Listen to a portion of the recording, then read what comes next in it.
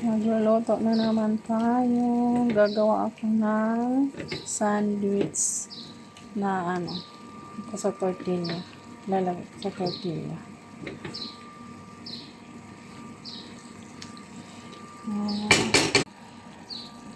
Okay, maglalagay na tayo ng spices. Powder, garlic. Okay, kalahati lang. Tapos, ito naman, baharat yung tawag dito. Chicken masala. Baharat na din siya. Pampalasa. Tapos, lagyan natin ng konting asin. Okay. Ito yung pansahog, guys. Ito, patatas, bell pepper. Ito lang yung pansahog ko. Tapos, yun na.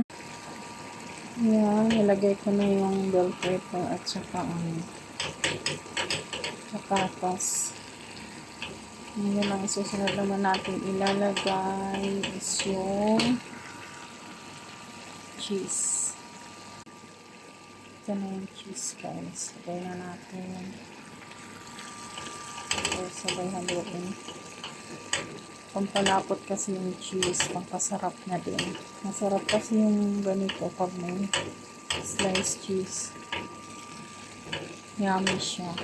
Creamy kasi siya pagka may cheese. Ayan.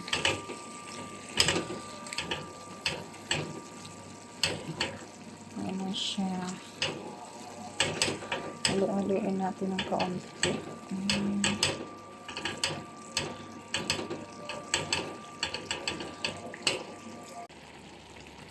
Lagyan natin ng cooking cream para mas lalo siyang lumapot.